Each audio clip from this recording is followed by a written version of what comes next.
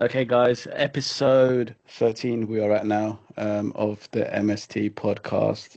How are you Bellens doing this lovely Sunday, warm Sunday evening? Yeah, not too bad. Thanks for asking. How you boys doing?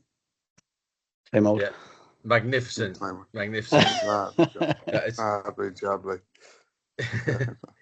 can't It's, complain. it's, it's ironic, like all week long you sort of look forward to the weekend and the weekend comes around now because the kids are more of a pain and because it's good weather and you expect it to go out, it's more difficult. So a part of me actually looks forward to Mondays again now, as horrible as that is to admit.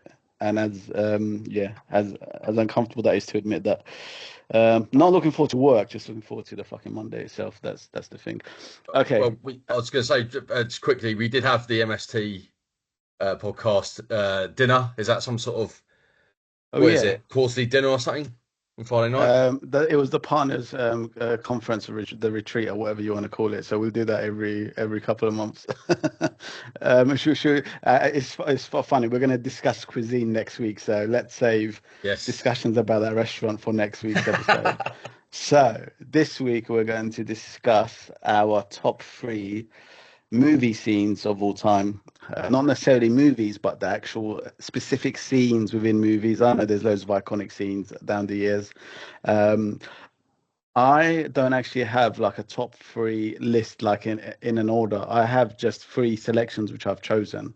But yeah, I think we'll go one by one, and then we'll obviously have all of our three in rotation, which will come to fruition at the end. So. I want to start off by, first of all, I didn't ask you guys to do a special mention, but I want to do a special, or I don't know what's the best way to describe it. It would have been in my list basically. However, because of one horrible, horrible actress, it got binned from my list.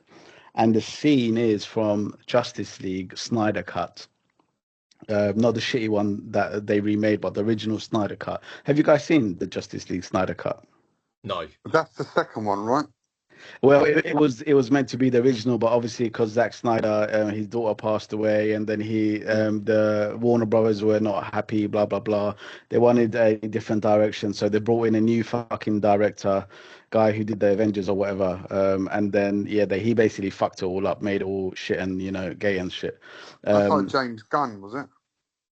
no, so James Gunn's doing the new Superman movie. He's like the new head of WB, or the whole DC universe, I should say, head of new DC universe, which they're creating. Is that the So one who basic, did yeah. the? Oh my God, what's the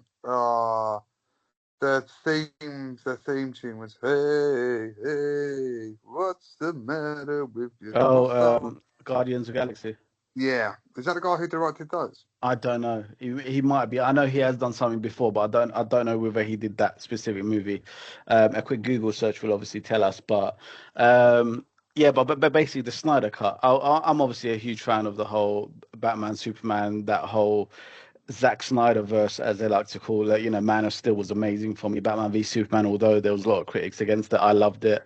And then obviously the Justice League came out. I mean, the original, when I went and saw it in the cinema, I didn't mind it. I thought it was okay. But then when the Snyder Cut came out, I was like, fuck me, what did we miss out on? This is a masterpiece. And like I said, I mentioned it in our top movies of all time. Now, there was a scene where obviously Superman dies in the previous film and they bring him back to life.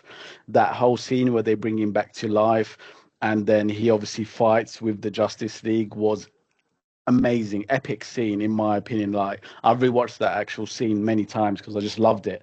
However, that shitty actress who plays Wonder Woman ruined it, absolutely ruined that scene with her horrible, horrible acting and her Excuse me, and the excuse two me, lines and the girl. two. No, don't you dare Oh, disrespect the you shut gods up. of This is my entry. handsome This is woman. my entry. So she ruined it by two parts of dialogue. The first one was the most cringeworthy sentence in the film, when she shouts "Kal-El, no!" and loads of people have made fun of it online. And then there's another one where she has a serious, and she goes, "Please don't make me do this." It was so fucking cringe that I couldn't put that scene on my top three because of that cringeworthy, horrible acting. Moving on to my actual list. I have put as one of my entries, and this one was special to me as a kid, the Toy Story 1 ending. So where obviously, do you remember Sid? He looks a bit like you, Tom, actually, the character Sid. Do you guys remember Toy Story I'm going 1? to log off this podcast if you decide to. But it's not even Do you, decide. You're always a prick anyway. It doesn't do make you, a do, difference. do you remember Sid from Toy Story? Yeah, I do. Yeah, I do. Yeah. yeah.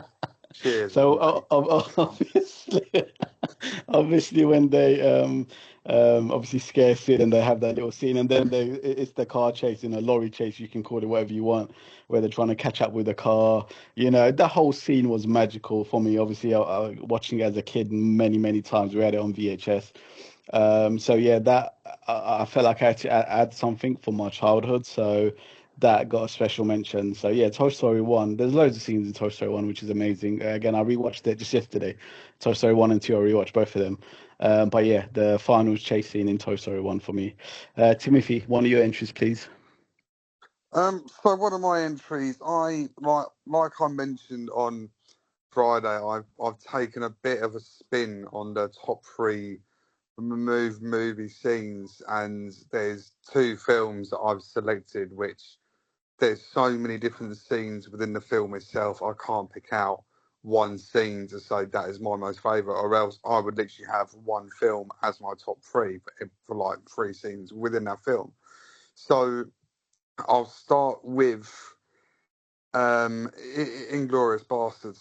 So Quentin Tarantino is the absolute bee's knees when it comes to prolonged scenes and acting and method acting as well a little bit, and so on and so forth. But with Inglourious Bastards, there was the start of the film where oh my god, I'm not even going to try and pronounce the guy's name because I can remember it, but I can't remember it at the same time. So the main bad guy, basically, he's the SS officer who's trying to gather up Jews within France, I believe it was.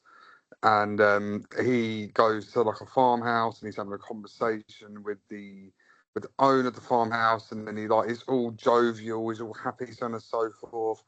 And then he then just gets into the nitty gritty by saying, "I know you've got Jews in your house. Where are they?" So on and so forth. But then it's not just that scene as well. Like Brad Pitt is playing a weird, like American bloke who's killing Nazis and so on and so forth. But one of the best scenes in that film was when Michael Fassbender, who plays a British super secret agent, whatever you want to call it, Great he actor, by the has way. to.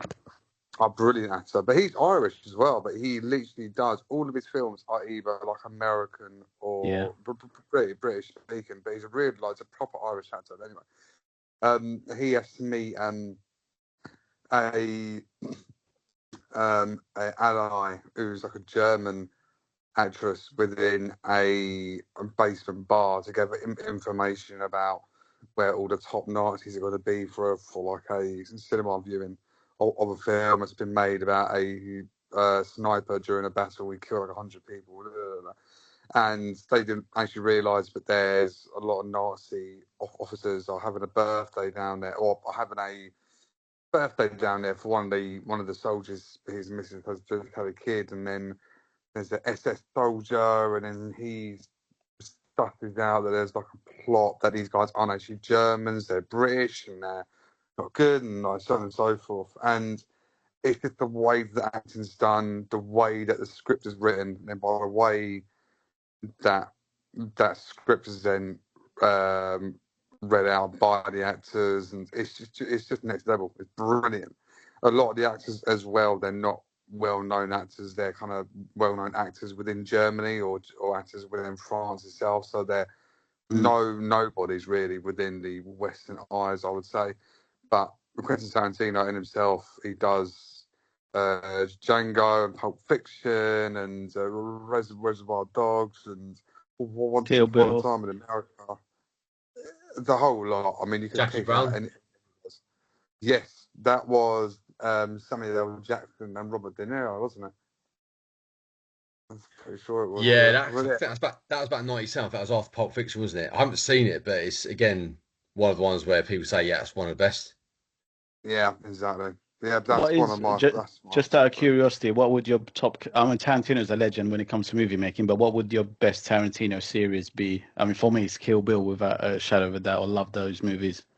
Yeah, I mean, for me, it would either be Inglorious Bastards or something from Django Unchained. I mean, when I mean, obviously, like, it's a little bit of a. I'm going to spoil the film, but when Leonardo DiCaprio's character finds out that Django is actually a free man, and he's there to claim his wife because he's got his wife as like as a slave, and like, well, when like um Leonardo DiCaprio punches that skull, but he actually didn't mean to punch it, and then his hand is just bleeding profusely throughout the rest of the scene, and he actually looks down at his hands, then like he gets a bit of cloth, and then he starts to wipe off the blood.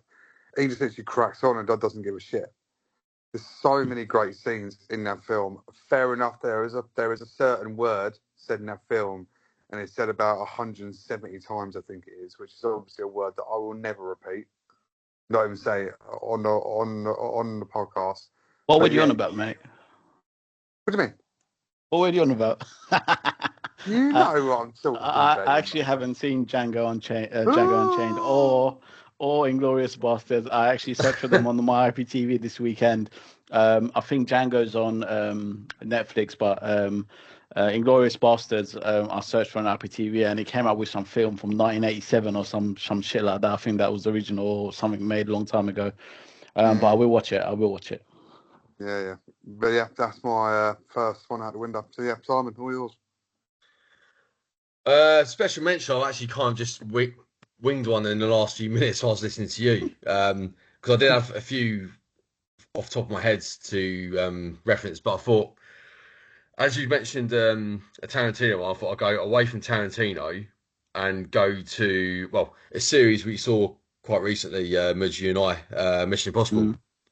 Mm. The very first Mission Impossible where he's they're breaking into the CIA. Oh yeah. Yeah, the vault infiltration where he's hanging by that wire trying to get the knock list. There's like beads of sweat coming from his forehead, and that fella that sort of comes every now and then to make sure everything's Yeah. in place. It's like on an absolute knife edge the whole time. There's the fella the colleague that's up in the vent, isn't he? Where he's like sweating, and is it like a couple of rats are in there? Or is a rat in there? Yeah. And he like sneeze. Does he sneeze?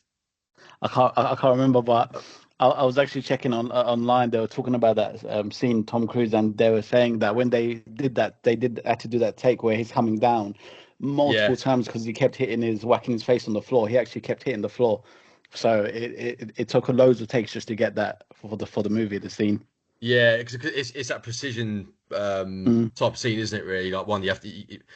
I can see it being a tricky one to film, but yeah, yeah. that one for me. It did actually quite nicely link into when I first played the game on the N64 from Mission Impossible, which then got Okay. re-released on the PlayStation about a year or two after that. So that was based on the movie, but it had like other kind of spin-off missions as well on it. But yeah, that was like you had to go into there and then not get detected. You got these lasers coming across, and like if you get caught, obviously that's it.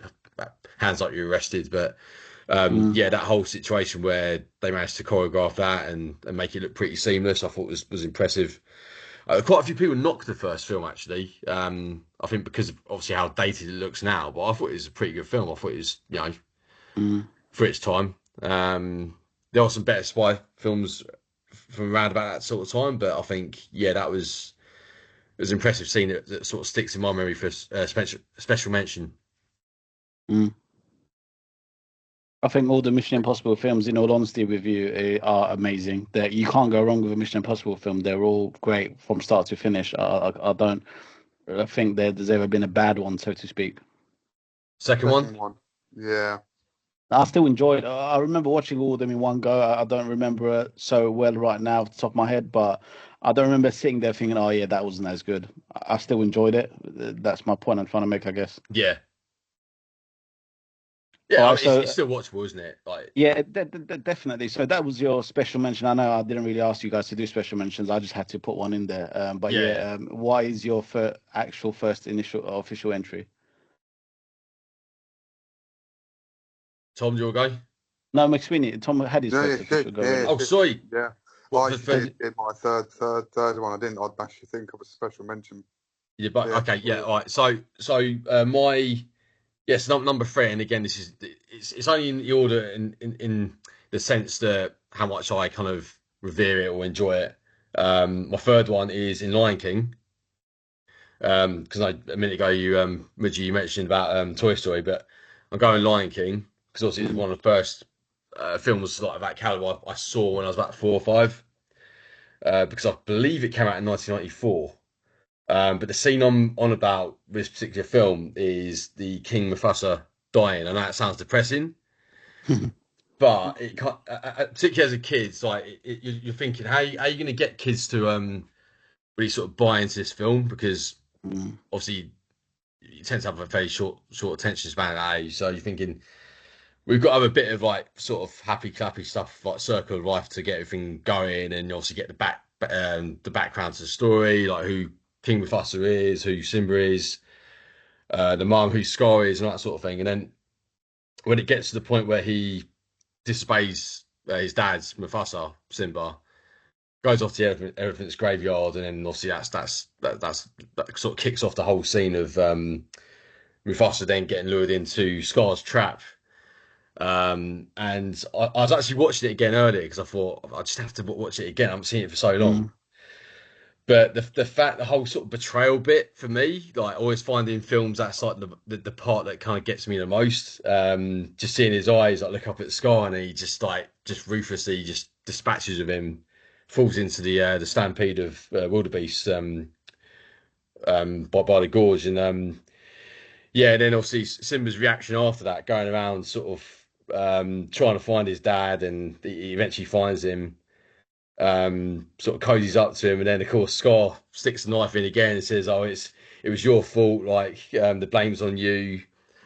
That then sets up the next part where Simba goes into exile. But I think, yeah, it's definitely a scene that kind of lives long in my memory Mm. because of the way it just kind of gets the buy-in from an audience perspective for the rest of the film, and also you want to see Scar get his comeuppance as well. And obviously he does in the end, but yeah, that for me, it's one of the highest grossing films of all time, isn't it? Still, Lion King. Yeah, yeah. I think it's definitely right up there, especially for Disney. Yeah, and obviously one of the greatest animated films that's ever been produced as well. So Yeah, yeah. yeah, that for me. I mean, what did you guys take from watching that? When did you watch it? What was your kind of reaction to it? Yeah, I watched it a Much little do you bit remember? later on down the line. Funnily enough, I remember the video game more because that was more annoying, as we've discussed in the past before. I think I need to ideally go rewatch the movie again because I can't really remember it that well off the top of my head. I need to go watch it back again. Timothy, you? Yeah, probably the same for me. I mean, I watched it many, many, many moons ago when I Mm. was younger, and I've watched it a good few times, but I've not watched it since. Haven't watched the remake of it because it's one of those things where you can watch a brilliant film that's grossed so much money and has become a cult classic, and then they try to then make like a reboot of it like 20 years later or whatever the case is, and you're like, no, I'm not going to watch it. There's no point in me even Yeah, trying to watch it because when my kids come along or when my kids get older, I would rather they watch the original that I watched, and it may look shit to them, it may look terrible, but the original is still the OG. I mean, yeah, and it's I Yeah, the agree. best version of that film. So when my girls get older, I'll be watching it with them. I did see the play for it, and the play is absolutely brilliant. oh Like the yeah, amount of thought and yeah. creativity that they put into it. Obviously, they can't just have like a warthog and a lion run onto the stage because then it will just maul people in the fucking crowd. So they have like humans actually play the characters, but it's like the way that it's done is just stunning. When did you Absolutely see stunning. that I would roughly? recommend it. It was when I was first going out with Mags. I think it was about 8 years ago. So it would have been 2017. Yeah, because I saw it when I was about 12, 13, and that was I'd go and watch it again now, but that's like 23 years ago, so 22 years ago. Yeah. It's a generation ago. So, It's- I mean, the fact it mm. will still be going forever, right? It's absolutely timeless, isn't it? Oh, it's one of them. Yeah, it's one of those plays where they're never going to stop, are they? They're going to be there until the end of time. It's like the Phantom of the Opera as well. The Phantom of the Opera's been going on for fucking Yeah, decades. Les Miserables. Yeah, that as well. Yeah, I thought that Hamilton was pretty old school, but Hamilton's pretty fucking new. I never actually realised it was as new as it actually was. It's only like 5, 6 years old, maybe a little bit more. I thought it's ancient because of what it's actually based on. Yeah, No, well, I thought it it's fairly recent because you look at like billboards and stuff. mm, yeah, Once you become a bit like Wicked's been around for like probably like 15, 20 years, isn't it now? yeah, You see the exactly. same ones. I think your brain naturally tunes it out after a while, isn't it? Yeah, it's just same old shit, a different day. Yeah, yeah. Okay, let's Go. kick off with Yeah, my what's your number second. two? Yeah. So I'm going to go with for my number two, a film which was the second in the series. So I'm going to go with Terminator 2. Again, I rewatched all the Terminator films recently. I watched all of the first three. The iconic scene, obviously, in Terminator 2, right at the beginning, Arnold comes along, goes to John Connor, tries saving him, takes him from the, what's it called? The shopping mall, the arcade thingy where they're in, and the chase starts. Obviously, the T1000, what's his name? Something Patrick or something along those lines. What's his name? What's his name? Go on, someone tell me. What is real name? Yeah. Oh, I don't know. A fucking Who's clue. who's the geezer who plays the T1000? Give me a second. It is, go on, Google it. Robert Patrick. That's it. Um, by the way, that character was amazing. I think it was something special for its time as well. The liquid metal enemy. Never been done before. So yeah, obviously that chase where they do it. I don't know what to call it. It's not an alleyway. It's sort of like a side road. It's not even a road. I don't even know how to even describe Oh, where it it's like takes an place. urban river, isn't it? That's what they Yeah, call it's them. like an offshoot of, or like near the freeway. It's like an offshoot. I don't know what's the best way to describe it, but Yeah, that whole scene yeah, was it's so like iconic. So iconic. Obviously, he's chasing them on his motorbike with the shotgun in one hand. The way even he's reloading his shotgun, shooting at it, and the way the roof rips off as well. You got John Connor on his shitty old motorbike, trying to get away. Yeah, no chance he's gonna get away from him. And then Arnold comes along, and whips him off, puts him onto his bike, and obviously the way he blows up the truck, and then you see him. They think he's dead, and then they drive off, and then you see the T1000 sort of with the liquid metal walk out. It was just such an amazing, crazy scene. The funny thing was, and I'll tell you how I came about watching Terminator 2 for the first time. One day, and this is a true story. One day we were going home from school back when we were kids. This is mid 90s probably, or late 90s, and someone had thrown out a whole bunch of videos like outside of the house or something, and then we took a couple. I don't know why, but we took a couple back. I think back in the day when someone didn't want something, they just leave it outside the house and sort of help yourself sort of thing. And we took it, mm, and it was on the VHS, and we watched it, and that's Oh how I yes. actually ended up watching Terminator 2 for the first time. And yeah, we were obviously watching it back then as a kid. I was like, wow, and that scene just, again, just sticks in my mind. It's just a iconic scene. Many scenes, to be honest, throughout that movie again are great, but that one obviously always sticks out for me. The one that's like, give me your boots and your motorcycle. Oh, that right at the beginning, amazing. Yeah. Again, amazing the way he just rocks up to the bar naked and just Yeah. destroys everyone and walks out so suave and so cool. Yeah. Puts the sunglasses on. Actually, no, the fat guy comes out, the owner of the bar or something, says, "I can't let you take a guy's motorbike," and then whips the shotgun out of his hand, and then he takes his glasses from his pocket, puts them on. It's just amazing. It's What just was that such a other great bit? film. Other bit with the was it a cigar or cigarette he puts out and it was it on his chest or on his hands? Yeah, Or on yeah, his, it was on his chest, yeah, it was on his and chest. It's just like on his unaffected. chest, and then he throws But the guy onto the hot stove as well. yeah, it's a bit like when you used to watch like Kane or Undertaker get hit by a chair and wrestling. It just doesn't affect him. Right? Yeah. No, it's a great movie, and again, I enjoyed rewatching. First one is also really good as well, but nowhere near as good as the second one. So yeah, I did enjoy rewatching them again. McSweeney, let's go on to your second, please.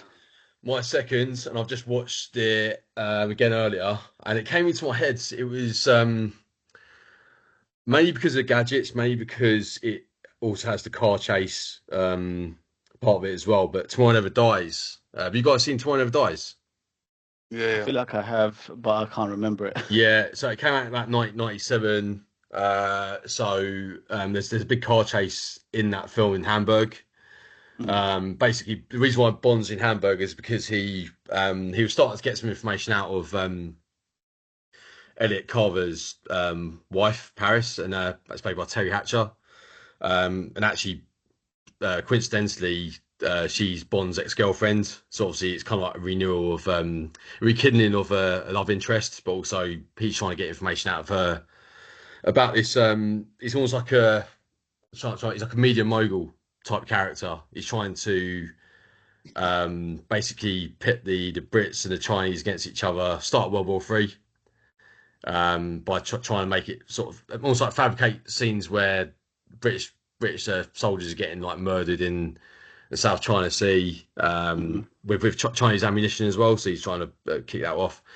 And because he's like at the forefront of organising all that, he's trying to get the whole sort of media coverage of it, like newspapers, live TV coverage, that type of thing. So yeah, Bond's in Hamburg at the time trying to get more information on Elliot Carver. And one of the gadgets, I don't know if you guys remember, but Q gives him this Sony Ericsson phone. Mm-hmm. Does that ring any bells? Yeah, I remember that now. Tom's agreeing. So basically, Mudge, this phone, it's got a lockpick on it, which is fairly basic. It's got a fingerprint scanner. It's got like a 20,000 volt electroshock weapon as well, so you can use it as a weapon.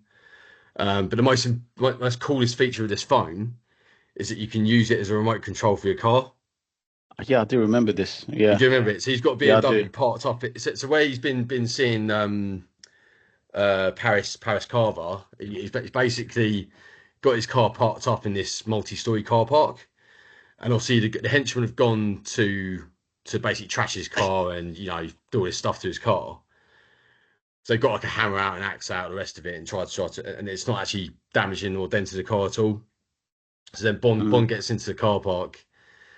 He then basically starts the car, and they're like, "What the fuck? What's going on?" And then he starts to spray them with this steam, which is really funny.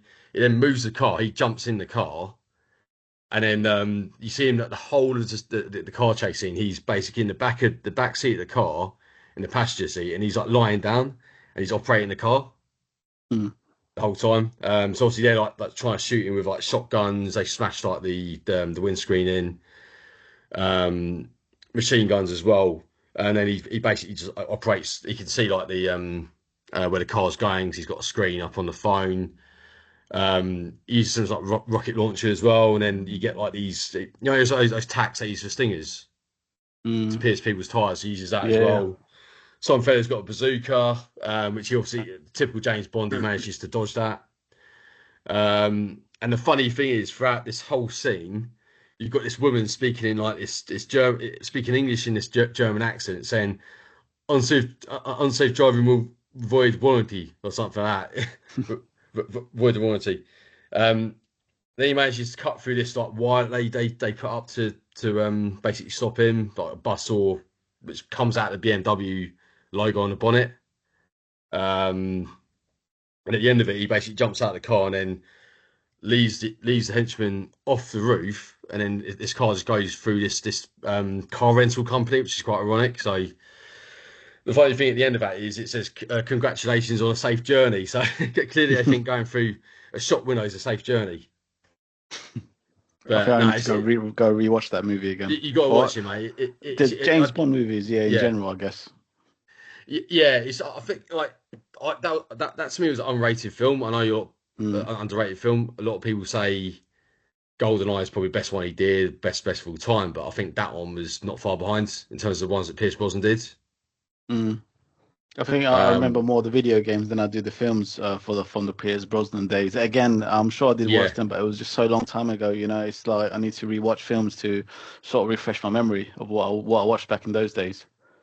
yeah. It felt to me like it was ahead of its time a bit with the Mm, gadget you had, and of course, because I mean the phones at the time. For some reason, I thought it was a Nokia, but it's a Sony Ericsson. But to yeah, have a screen that big on the phone and doing all the other stuff as well was just really cool. And watching it as a kid.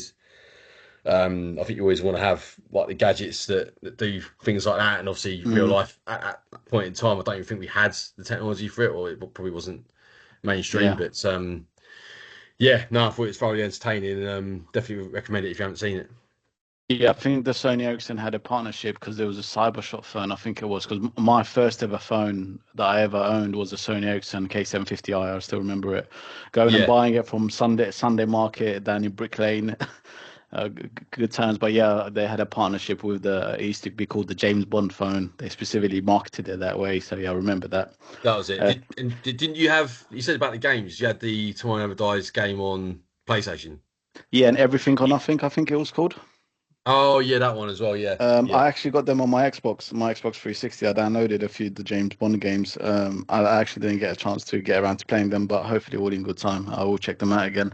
I actually watched a video on YouTube not that long ago where someone ranks all the James Bond games Yeah. from start to finish, and that was pretty interesting watching that back the other day as well. So yeah, I like watching videos like that. Timothy, your second selection, please. Oh, sorry, lost connection there, boys. Sorry.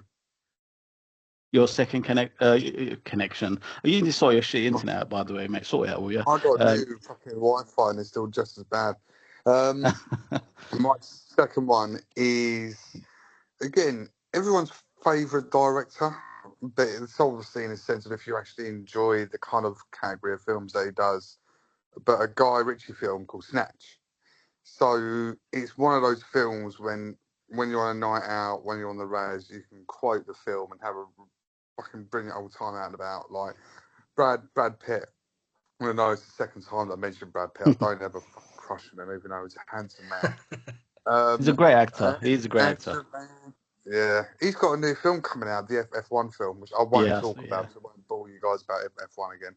Um, but do you like Dags? Dags? Do you like Dags? When like Brad Pitt playing the fucking Pike is weird. What was They it? Was it? like What was his name? Was it Mickey or something? Mickey, yeah.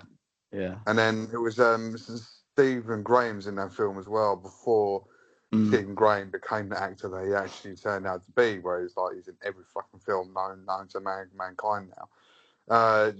Jason Statham just playing a typical Jason Statham character, a hard nut who's got a really gravelly accent, right? He's a But, proper geezer. He's a proper cockney. Ew. mate, the Um, best actor from that film, Timothy, sorry to interrupt, is Billy Mitchell's dad. He's in that film. He was the star of the show, I think. Billy Mitchell's dad. Yeah, McSweeney, McSweeney, you know. Yeah, because Matt mentioned this a while back. He said, "Oh, since when has he been in it?" And he was in it for about a few months, wasn't he, Yeah, he was. Yeah. Stephen Mitchell? Yeah, I don't What was know. his name?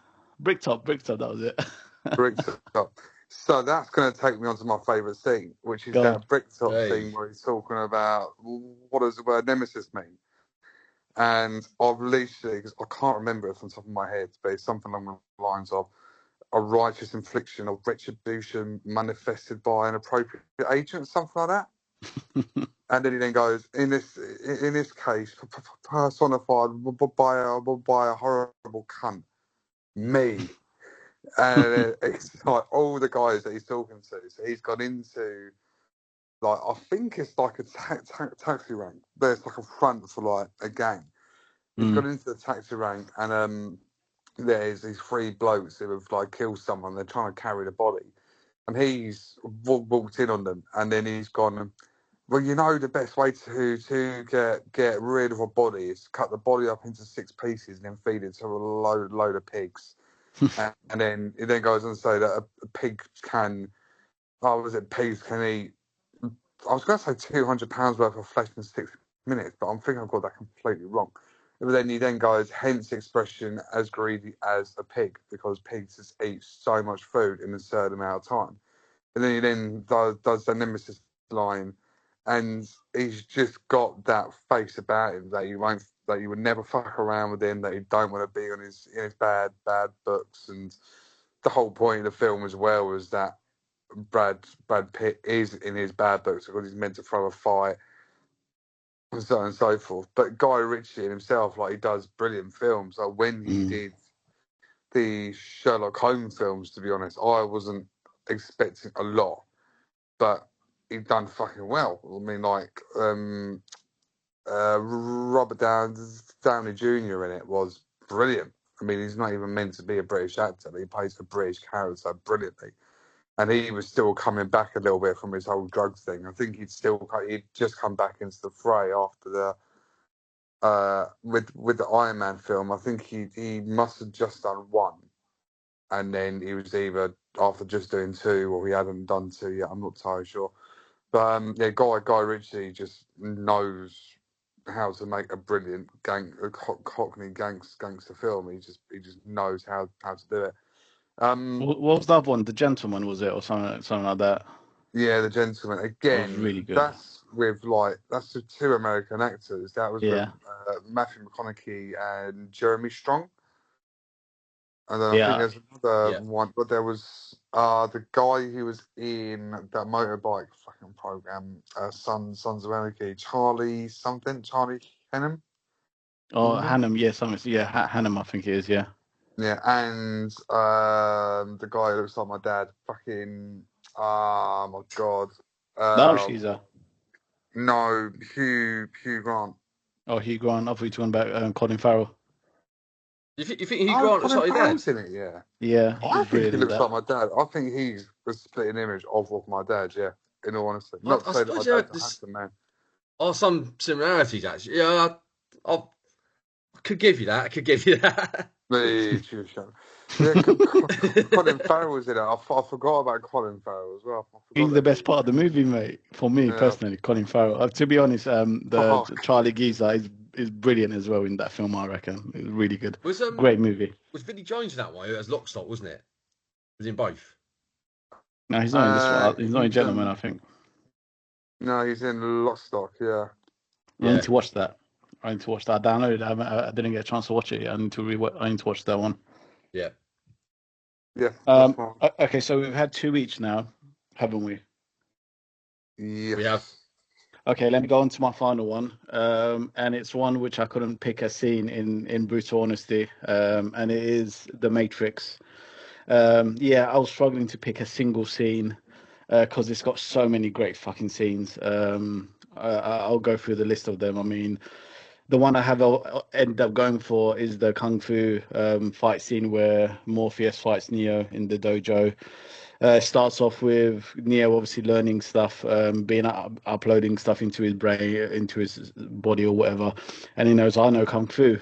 And then Morpheus goes, show me. And they just go to that scene and it's brilliant. It's a brilliant fight scene. Obviously, you see all the flying and all the special effects and it's just great. And even the way they obviously put their hands out and he says, come to me. And, it's just a brilliant scene all round. But there's so many great scenes in that movie. Like even when they go into that big building and they have that shoot off with all the bank guards or whoever they were. Every scene with the agents is amazing. Obviously, the slow motion bullet scene, which is iconic, when Neo gets hit on his fire, I think it is. And obviously, another great scene was with the agent in the train station in the underground, where they have that fight. Again, I could go on and on about The Matrix. Again, I just rewatched the first 3 films recently as well.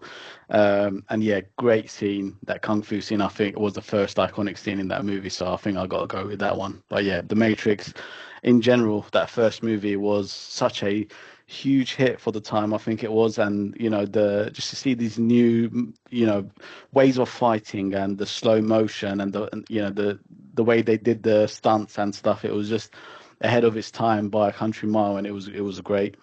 Would you have taken the red pill or the blue pill?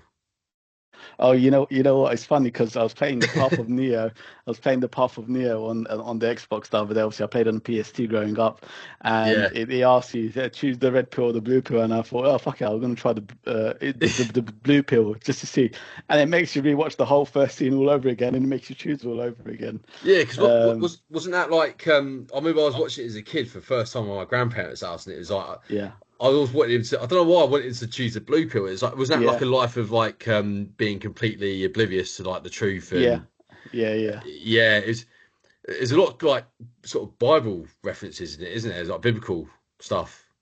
Yeah, growing up when I was a kid, I didn't really make note of a lot of the dialogue and again all the references and stuff. You have to sort of rewatch it again when you're a bit older to understand it a Yeah, little bit better. But yeah, it's a very complex film. But you still think to yourself like the real life, as they call it, they're like literally sitting on a dull, miserable ship or whatever, the yeah. city of Zion, eating gruel in a spaceship. That's no life. You know what I mean? That's what one thing I never ever understood about the movie. Surely you'd rather upload yourself into a fake world, a Matrix, and live the life of luxury. It just, yeah, it didn't make sense to me growing I, up. But yeah. I found it with my sense of humor. I found it really amusing when he was like on that building trying to climb outside the window, and Oh he's like, yeah, yeah.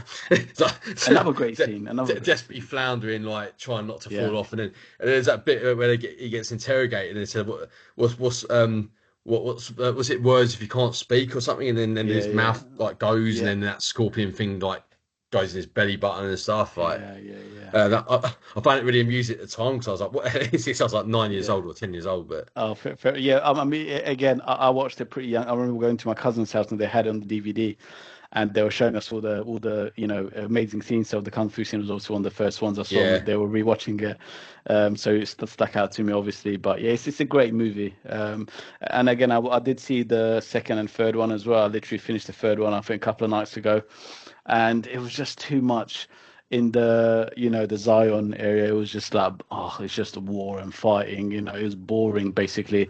And then they have the final scene with the agent in the rain falling down, and obviously Neo fighting the agent. Finally, at least they're having a proper scene like in the Matrix rather than just in this shitty, run down area. But yeah, great movie, great series, and it's just a shame. The fourth one came out a couple of years ago. It was so fucking bad. It was horrendous. I mean, I actually cringed watching it, and I was like, "What have they done to the Matrix?" But yeah, to be honest, as the films went on, they got shitter and shitter. I have to mention, and another special mention actually, the second movie, The Matrix Reloaded, the scene that they have on the freeway where they're Mm. fighting on top of the trucks and the twins as well, and the agent as well. I remember last saw just a couple of days ago, the agent jumps on the slow motion onto a car, crushes the car, jumps, and they're fighting with the agents, the twins. Then it's just a crazy, crazy thing. You got Morpheus on top of the truck with his samurai sword. Amazing scene, amazing. So yeah, it's a shame you got shitter and shitter as the movies came out. But yeah, if anyone's watched the fourth one, I'm sure you might agree it was awful. But I wouldn't recommend watching it for anyone. That's all I'll say. Well, it all Timothy, turned shitter because the directors turned into females, didn't they? one of them did for sure. I don't know if both of Oh, them but did. both of them did. I could have sworn both Oh, of them oh, did. oh, What is it? really? The Wachowski Brothers, but then twins. they became this. Yeah, Yeah. then they became the sisters. I think. Yeah, something like that. Well, that yeah. But basically, yeah, the Revolutions was pretty poor, and the fourth one was fucking terrible. So yeah, there's no point in talking about them. But the first one was great. Second one was pretty good as well. Timothy, your final entry, please. So my final entry, I mean, I know I mentioned it on Friday, but I don't think you guys were. Like, I don't know, whatever. But it's a film called Whiplash. So it's done in 2014, and the whole plot behind it is there's a prodigy. Well, no, he's not a prodigy. Sorry, he's a drum player, and he's been accepted into a music and art school in New York, and they do like a lot of blues music, a lot of jazz music, and like he's gone into the band, or he's trying to get a place in the band. And he's played by Miles Teller, so I think Miles Teller ended up being Mr. Fantastic or no, it's either Mr. Fantastic or Doctor Fantastic. I want in the newest Fantastic Four film. And I think at the time when he actually did Whiplash, he was like in his really early 20s. And it was the first film that made him. And the composer / boss, whatever you want to call him, for the band is J.K. Simmons. So J.K. Simmons played the newspaper photographer guy in the Tobey Maguire Spider-Man film. So the guy's got like a high top haircut. He's And Jameson from Spider-Man. Ain't he the publisher? Ain't he like the editor or something? Oh yeah. yeah, That's why I got mixed up when you mentioned it on Friday. I was like, photographer? No, because yeah.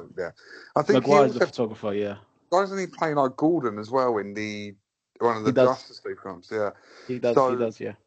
In that Justice League film, I think he purposely got really muscular for it. And the guy's like in his fucking 50s. So he was really skinny, but then he put on like a lot of muscle for that film. So in the Whiplash film, he wears like a tight black t-shirt, and his arms are fucking ginormous.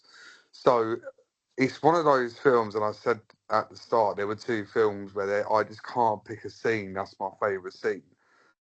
This is probably one of my most favourite films of all time because of the acting and because of the effort and the graft that was put into it.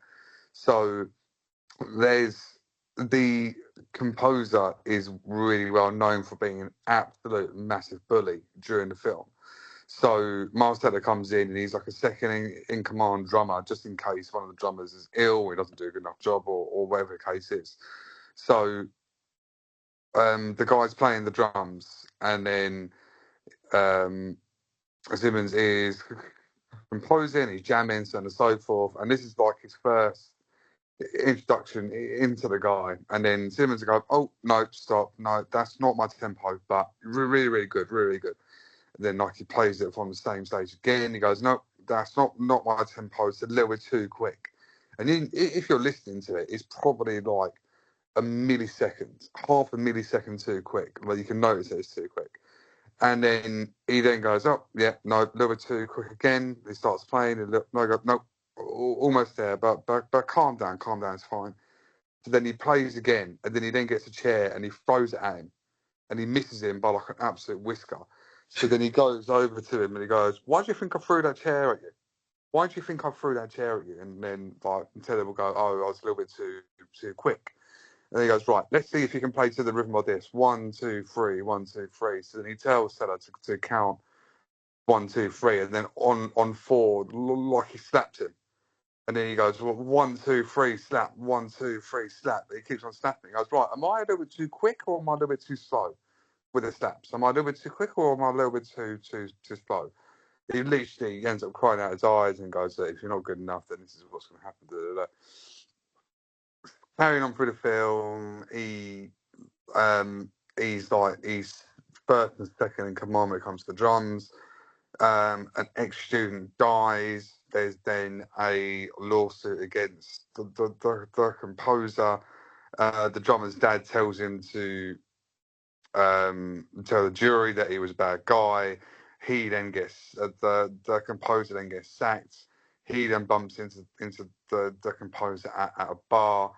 He then asks him to join his band. He joins his band, and then on the day that they're about to play to like a massive audience on the stage, he goes to him, I know that you got me fired. I know that you said that I killed the guy. I forced him to commit suicide. He then basically tells him. They then start to play a bit of music that the guy doesn't know how to play. He hasn't got the music in front of him. He embarrasses him. He then walks off. He then bumps into his dad. His dad goes, "No, don't worry about it. Just come on." He goes, "No, I'm going to prove a point now."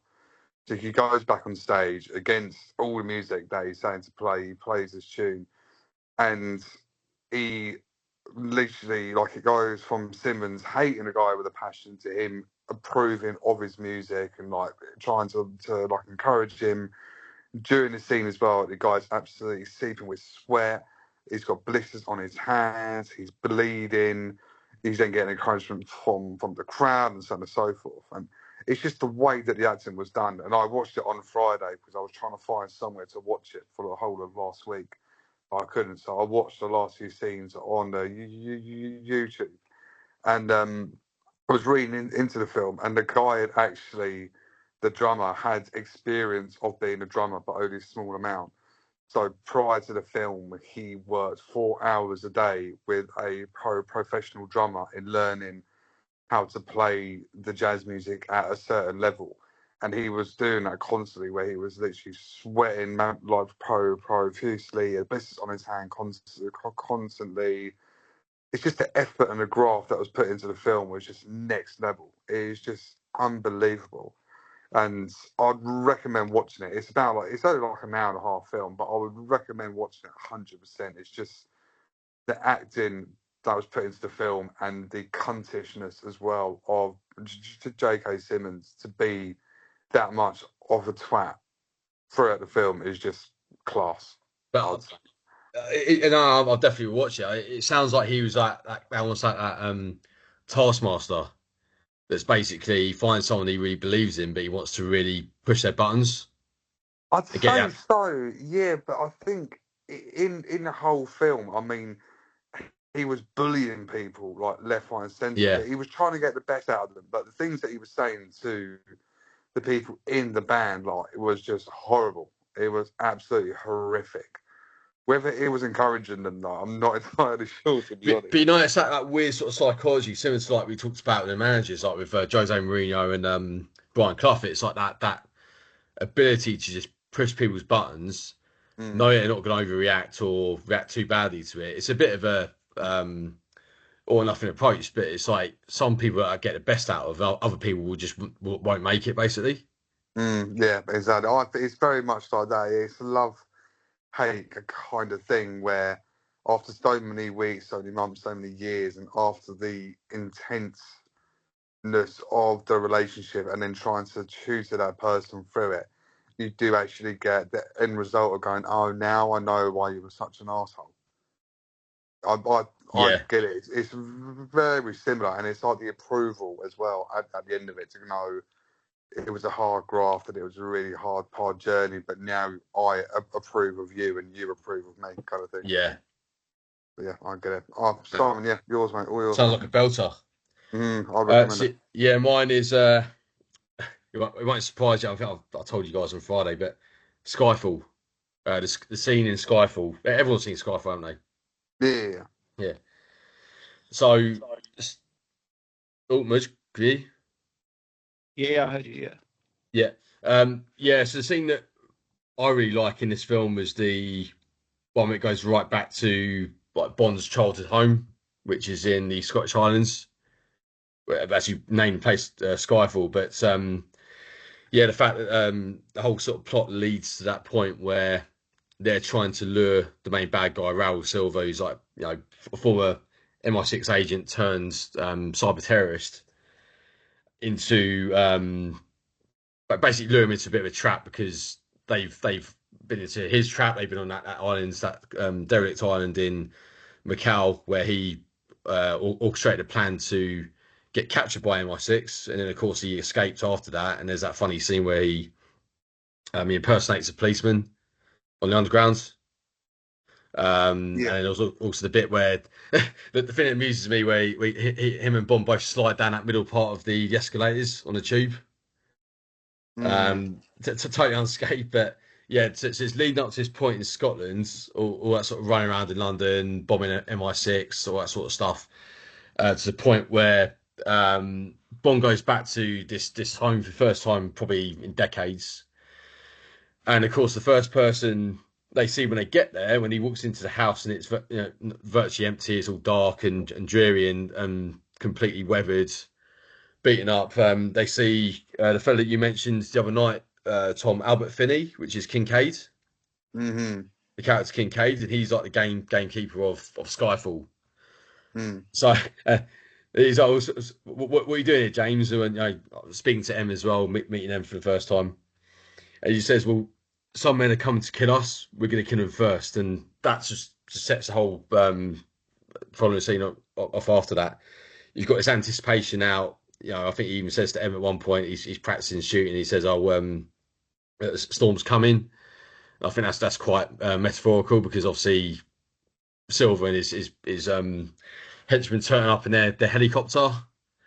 The place gets completely torched, gets completely smashed to smithereens. But obviously, M gets wounded sadly during the whole shootout, and then she escapes with Kincaid to the to chapel bit, and that leads on to the part where Silver completely torches the place, the main building. Bond manages to follow after them. Silver is still a step ahead, and he finds M, threatens her. There's that point where Bond kills Silver, but yeah, it's that whole just build up to that, and the way they filmed that. I thought it was fantastic. A bit of history about his parents, him becoming an orphan, gives you a bit more of an insight into his character.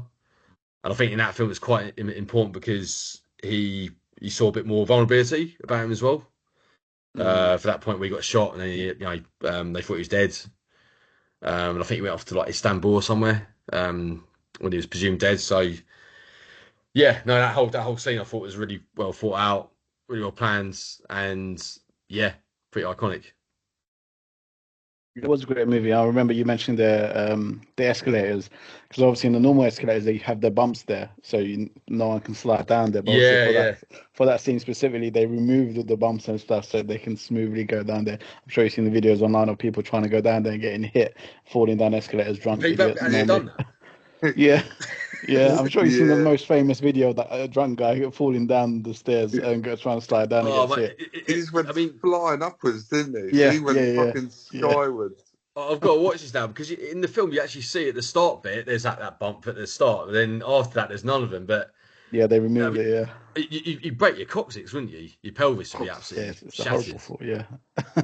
Well, this guy was clearly off his face when he was doing it on the video, but yeah, I'm sure it's all over the internet. I'm sure you'd find it if you search for it.